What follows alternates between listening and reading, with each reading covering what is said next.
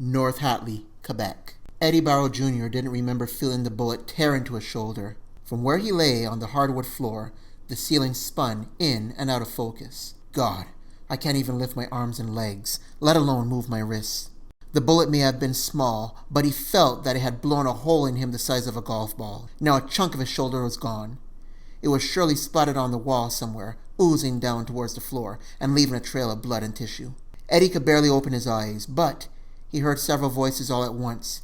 It wasn't too long after that he felt himself lifted onto a slightly softer surface and tied down. The frost gnashed into his cheeks and chin as he felt a wintry wind chill seconds after being wheeled outside. He caught glimpses of men and women in burgundy jackets, shouting orders and calling out words in French that he barely caught. Eddie soon felt himself being jerked upwards and hoisted into the belly of an ambulance.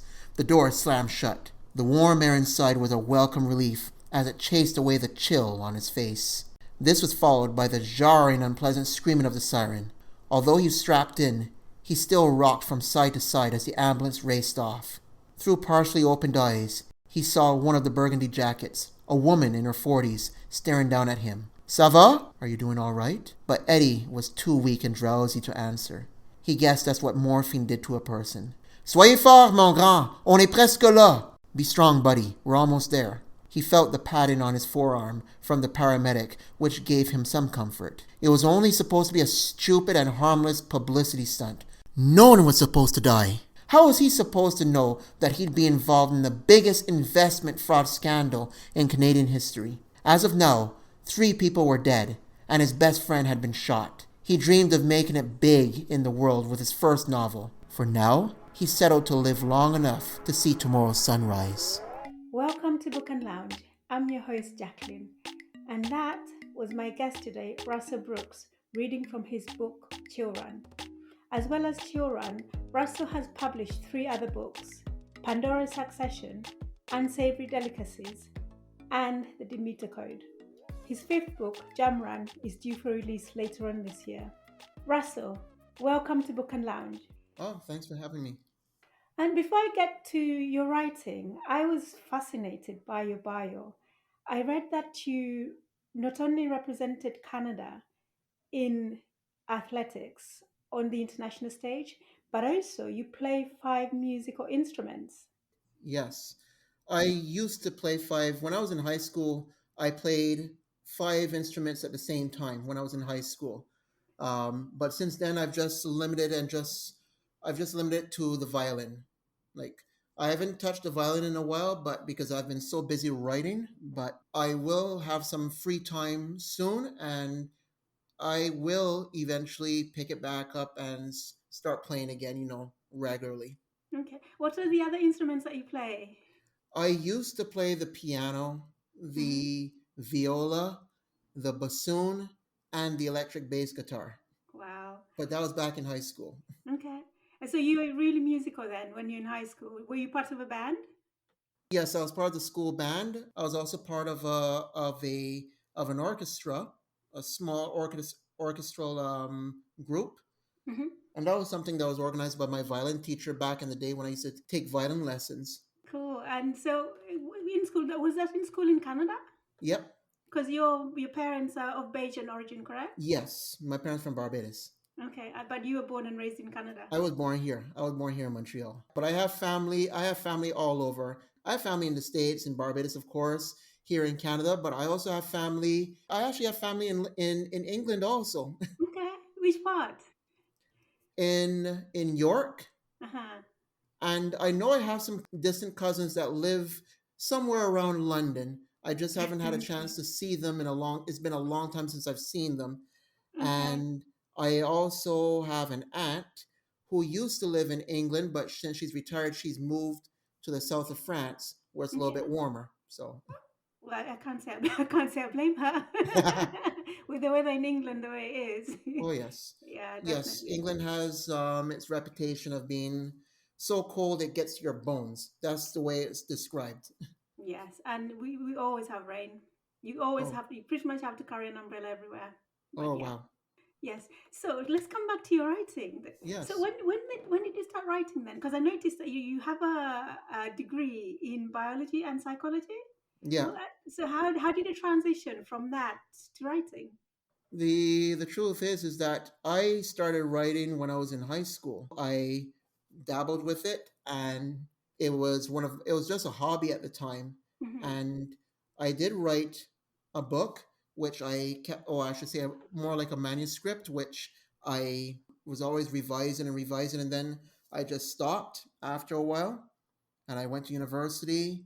And once I graduated from university, and I had a better understanding of biology, I was more knowledgeable about biology because the book I wrote was had some biological content in it, Mm-hmm. and I just couldn't get it right. And once I graduated from university, and this happened when I was traveling for track and field, I started to work on it again, and I read some more books from authors who wrote in the same genre, and which gave me better ideas, and I learned the craft from reading from other authors, best-selling authors.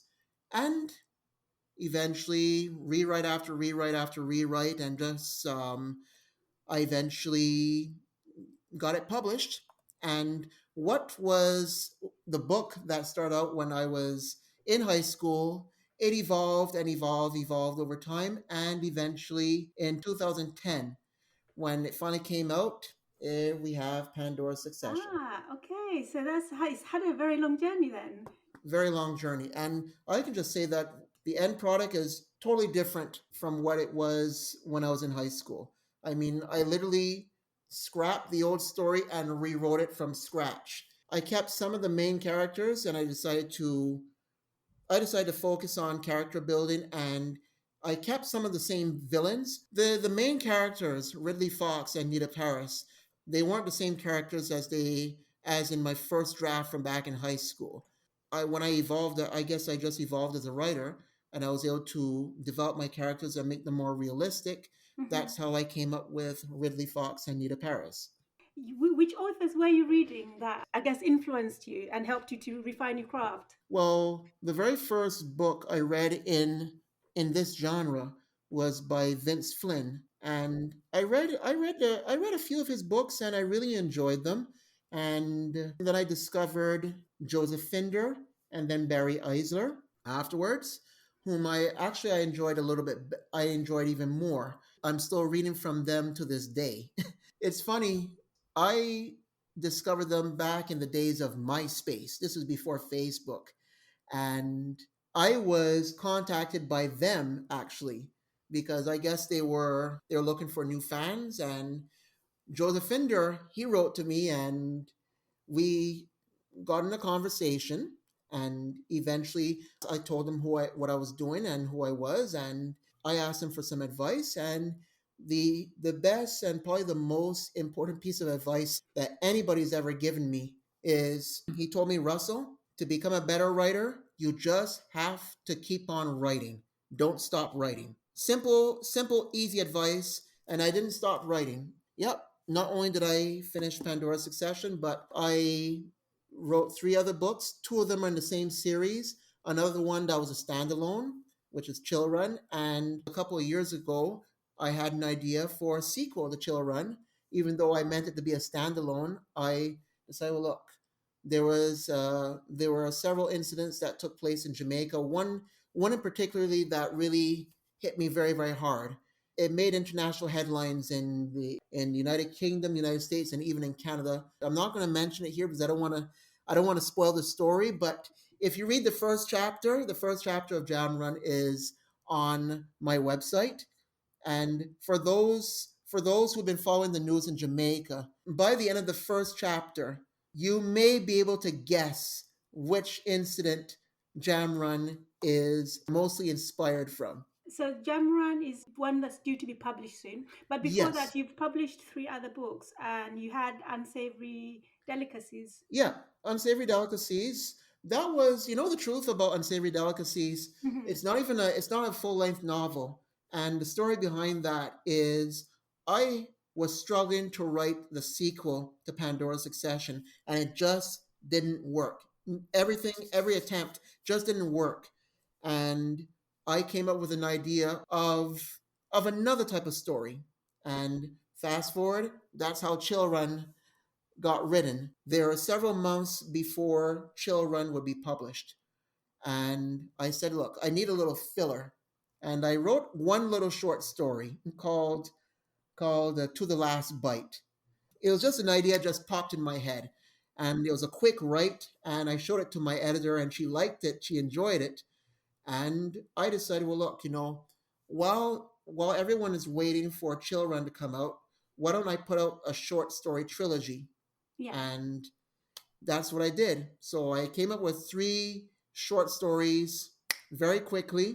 It didn't take me long, and 2 of them are part of the Ridley Fox Nita Paris canon that fit right in there. It sort of serves as a bridge between Pandora's Succession and the last book I wrote, the Demeter Code.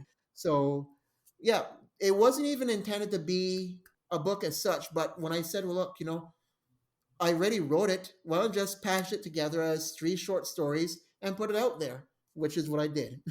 It's nice to see that you're so flexible in your writing. Now, did you find writing the short stories different to putting together a whole novel? Yes, it's very different because I don't have 300, 400 pages to tell a story. I only have about 10 or 15 at most, okay, to tell a story.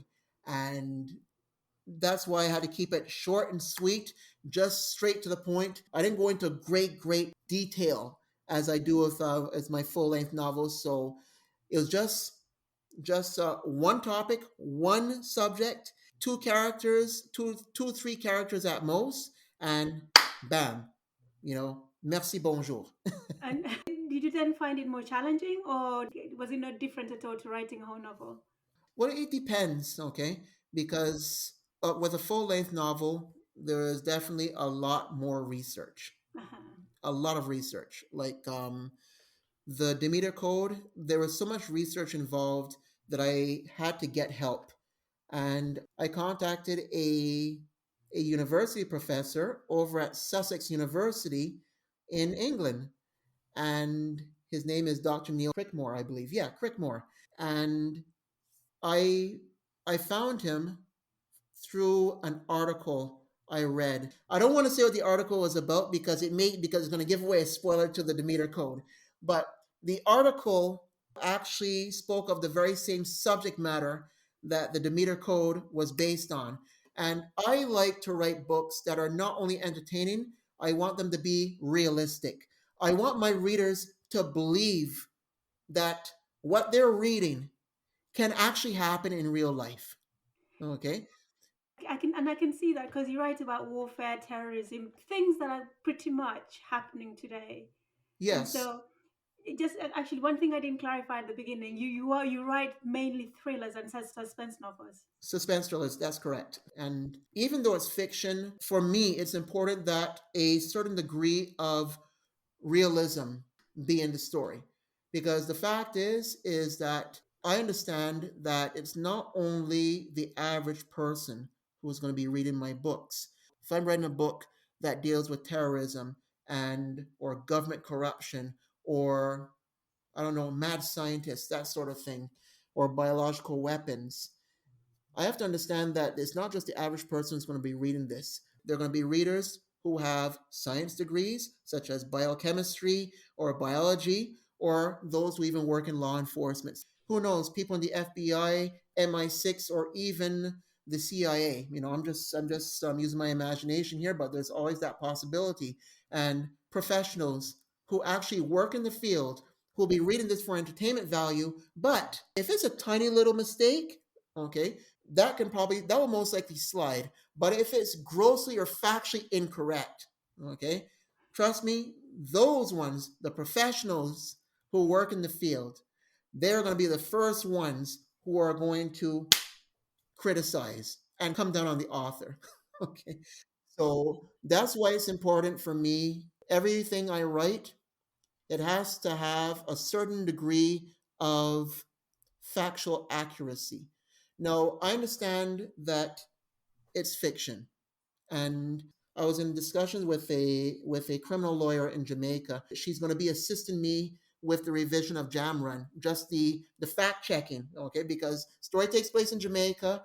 the laws in Jamaica are different than they are here in Canada. So I want to make sure that it for factual accuracy. And one thing I told her is that yes, the reason why I need your help is because I want my book to be as accurate as possible, but I understand that it cannot be too accurate. Like, take for instance, one of my favorite TV shows is Law and Order SVU. Another one is Bull. These are two TV shows that take place in courtrooms. But I've been to court, and when I was in court, yes, I was like, well, this is not nowhere close to being what it is on TV. So I understand that, yes, even though both these shows are, I guess, are inspired by real life events, if it were to be 100% accurate, the show would be so boring that the pilot episodes would never have been picked up. So it's for me, it's important to find that equilibrium between reality and fiction. I want to still be able to entertain the reader, but I don't want to insult the intelligence of a professional who reads my book at the same time. You set your books in quite far-flung places. So, for example, you've sent your characters to places like Chechnya, Russia, and Japan. And so, do you also travel to those places? Oh, I'll be honest with you. Hmm. I've never been to Japan, but I I did most of my research with a good old friend called Google Street View. Very handy. And for Pandora's Succession, I did quite a bit of research on Japan. Pandora's Succession was partially inspired by the Tokyo subway attacks, the sarin gas attacks. Okay, but there aren't any sarin gas attacks that take place in the story, but the idea of a cult, a doomsday cult, that's what came to mind. And the other idea was about, ask yourself the question, what if the polar ice caps were to melt and a prehistoric microbe were to surface? What would we do? Okay.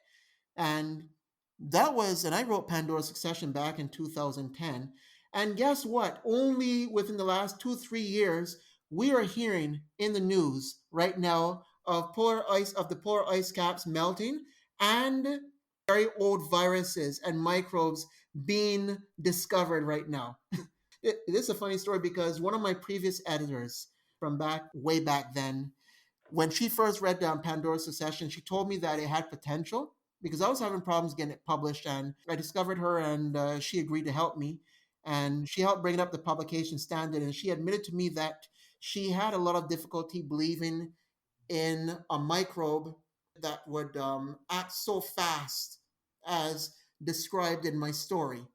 And she found that part be a little bit unrealistic. I felt I'm using my own biology background, and I said, well, the way I explained it, I believe that something like this could happen.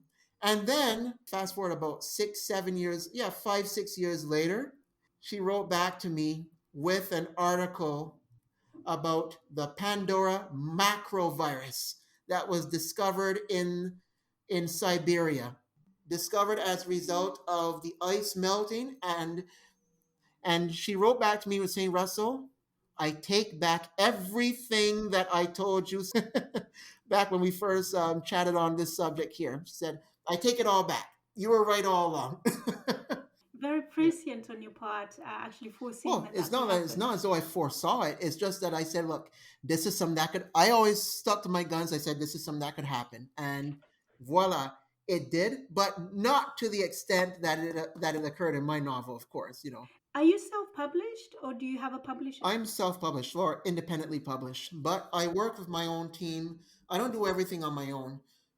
There's a lot of misunderstanding about self-publishing. Yes, there are people who will write the book and they will edit it themselves and they'll just upload it to Amazon. Yes, there are people, there are authors who do things that way, but that's not the way I work. I believe in respecting my readers, and if I expect my readers to take me seriously as an author, then it's important for me to make sure that everything I write, every book I write, is up to publication standard. So I write the book. I do all I do is the research and the creation process of the novel. But I hire my own editor who edits the book for content, but also for does a professional copy edit also. For the book cover designer, I don't design my own book covers. I hired a professional. He's a very cool guy in New Zealand. And yep, all my professionals are not all here in Canada. They're all over the place. So, and I also hired someone to do the proper formatting for physical, but also for ebook as well. So this is my publishing team that helps me to bring my book to publication standards. So what's the process then? So you write the content, you send it off to the editor, proofreader, Mhm. and then they do their bit. Do they then send it back to you? And then how do you actually get it published? Thing is that with my editor, I work with her for chapter by chapter. She gives me her feedback at the same time because she's also editing it for content. So, take for instance, when we're talking about content editing, the one thing I have to realize is that as a writer, I'm not going to spot every single one of my mistakes. Have you ever written I don't know, have you ever written an essay or a term paper and You don't see the mistakes. you will not see your own mistakes. You can put it to rest and come back either 24 or 48 hours later and you read it again, you will spot mistakes. But the truth is, you can put it to rest and come back a week later, and trust me, you're still going to spot mistakes. The reason why we are incapable of spotting our mistakes, and I actually read an article about this, is that we're already accustomed to seeing what we wrote.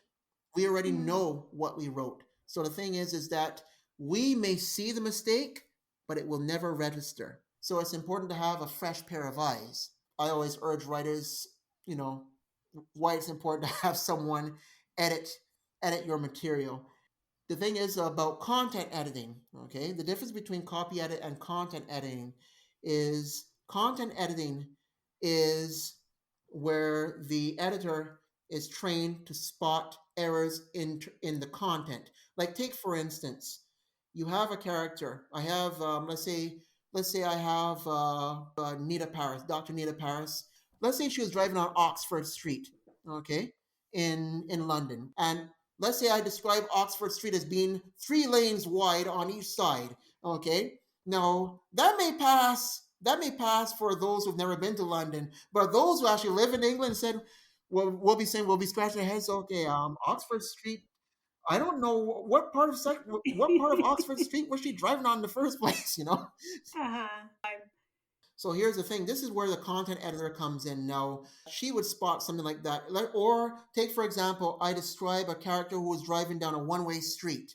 And then later on, the character is driving on the same street but driving in the opposite direction.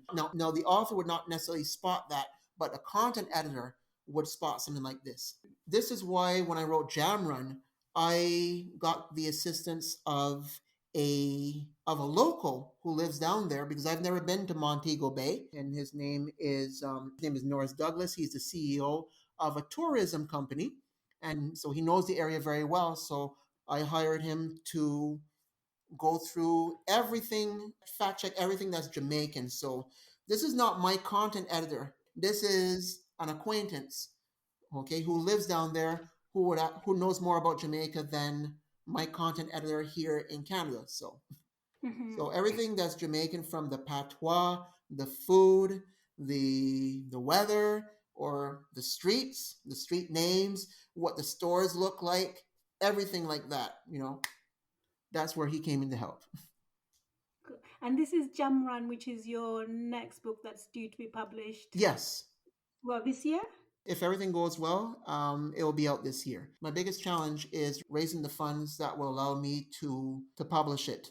As I said, it's not just a simple matter of just writing it and uploading it to Amazon. It's not as simple as that. For me, there's a step by step process.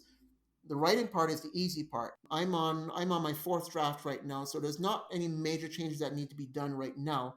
It's just fine tuning right now. So I have a criminal lawyer in Jamaica who is going to be assisting me with the police procedural and the legal content of the story. All these people that help you out with the fact checking and the content and so on, you pay all of Yeah, it them. costs money. So Okay. So yes, it's a huge investment, which is why this is why I have a GoFundMe campaign going right now. Mm-hmm. And with this campaign is that for every person who donates, there is a perk that comes with the donation. So Mm-hmm.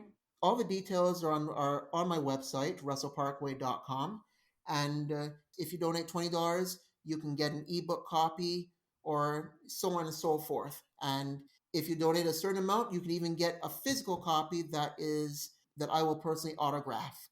And Okay. yeah, for those who donate over a certain amount, I will include them in the acknowledgments. And what I did for the Demeter code, for everyone who actually assisted me Mm-hmm. with the Demeter code, as a treat, I gave each and every one of them a cameo appearance in the story.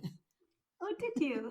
Oh, cool. So, how many characters or how many cameos did you have appearing altogether? Oh, in the Demeter code, oof, there were several. I think Mm-hmm. there are at least, I believe there are at least six or seven. Is my way of saying thanks to everyone who helped me out, and I was really appreciative of that. It sounds like it's a really challenging process, writing and actually putting a book together and then actually getting it Oh published. yes, it's a lot of hard work. Mm. It's not cheap. We're not talking about $200. We're talking about four figures easily, easily. Mm-hmm. But then there's the cost of promotion. Yes, yeah. I guess that's really challenging. Yes, because I believe in 2021 there are over 1.5 million books that were published.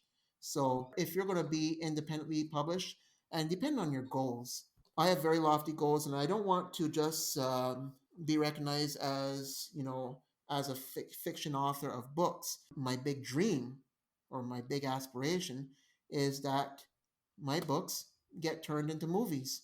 So I set my sights very high. When you set your sights very high, it's important that my books are read by the right audience. Uh-huh. It's interesting that you say that because I thought that when I was reading, I think it was Children, Okay. I was like, this for me is like a film. It's like I felt like it came across as I would feel if I was Okay. actually watching the film. So I find it fascinating that you actually do say that. So, and I Okay. do hope that actually it does get to be made into a film because I prefer to actually watch suspense films rather than read them in a book because I Okay. just feel like I absorb a lot more Yeah, if I'm seeing it and seeing the action. it's funny because after I wrote Pandora's Succession, there were many people who commented. Some people in their reviews, or some people actually wrote to me and told me that they felt that Pandora's Succession could easily be translated to a movie. Easily. I guess it's just my writing style, the way I describe the scenes, the attention I give, to details, that sort of Yes, thing. yeah. And so I like to visualize, I Yeah, and like they're very to. action packed. You can actually see the action taking place and all the characters acting out the scenes. So yeah, they read very much like movies. So are you actually a full time writer? Right now, no, I'm not full-time writer. I do have a day job. Hmm. Okay, I'm a financial security advisor. I kind of like split the time between both of them. And during the pandemic, when we were all working from home, I had a lot more time because less time traveling, and I was able to focus and I was able to get Chill Run finished. Hmm. So when do you write then? Do you write before work? Do you write late into the night? Well, it just depends on my mood. Most of the time, I'm too tired during the week to be thinking about writing, but I usually reserve my time for writing on Fridays and the weekends. But however, there are moments where, let's say, if I have an idea and I don't want to lose it, and it comes to me right away, bang. Anytime during the day, if I have an idea, I'll stop what I'm doing and I will write it before I forget it. Or I write the idea on index cards, or if I don't have my index cards close by, I will simply take my cell phone and I'll just put the idea there and I will review it later on. Trust me, I've done that a few times. I would have, let's say I would dream Yeah, something. I would have a dream or a nightmare, and when I wake up I said this would be a great idea for a book, and I'm not going to get out of my bed, but I'll reach and grab my phone and record my voice, and then in the morning I'll play back and then write it down afterwards. So are you actually someone who still writes with pen and paper, or are you? I don't write on paper. The only thing I write on are index cards. This is my skeleton.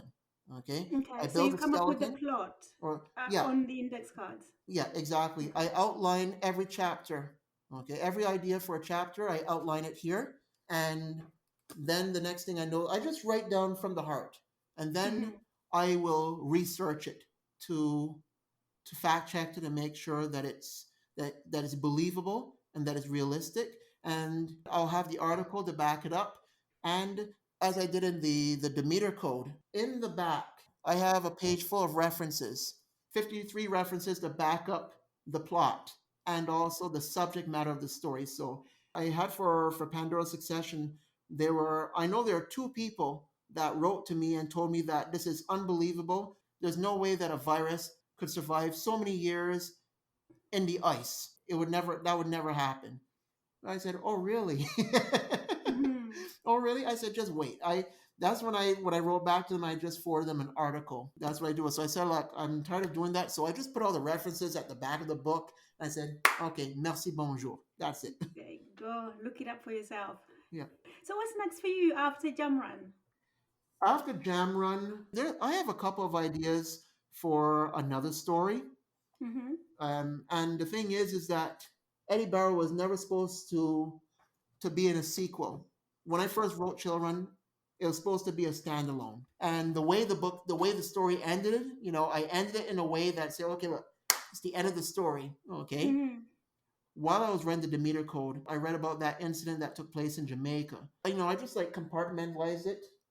And later I decided to look at it again. I said, okay, look, I can't put this in a spy story. No, this would be more like a detective story. Then I just came back to it again. I said to myself, well, look, it may not work for Ridley Fox and Neil Paris, but this could be something that can work for Eddie Barrow. I mean, Eddie Barrow, once again, in the wrong place at the wrong time. And that's how I developed it. And I got a book too, for Eddie Barrow. So I decided, okay, look, it's no longer a standalone. It's going to be a series. So like Eddie Barrow, do you plan on launching Jam Run in Jamaica? I don't plan to do a jam run, not like Eddie, because I don't plan to have any. The last thing I want right now is someone trying to kill me, and I'm on the run from professional assassins, But yes, but on the serious side, yes, it is in my plans to visit Jamaica. I've actually wanted to visit Jamaica 2 years ago. There's all sorts of problems, and then there's the pandemic. So we were on a lockdown. There was no travel. If all goes well, this year. It's been such a pleasure speaking to you, and we can actually go on for another hour, but I do realize that we are running out of time. Now, if listeners want to purchase your books or get in contact with you, how can they do so? If you want to purchase my books are available on Amazon.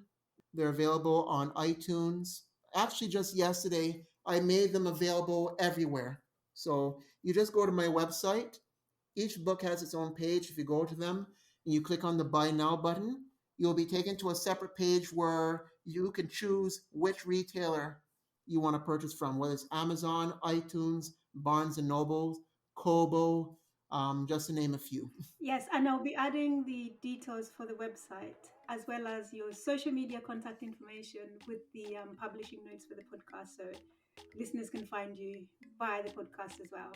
It's been a pleasure chatting to you, and I can't wait for Jam Run to come out. Thank you. As I mentioned before, my crowdfunding campaign is still ongoing. So all the details of that you can find at russellparkway.com.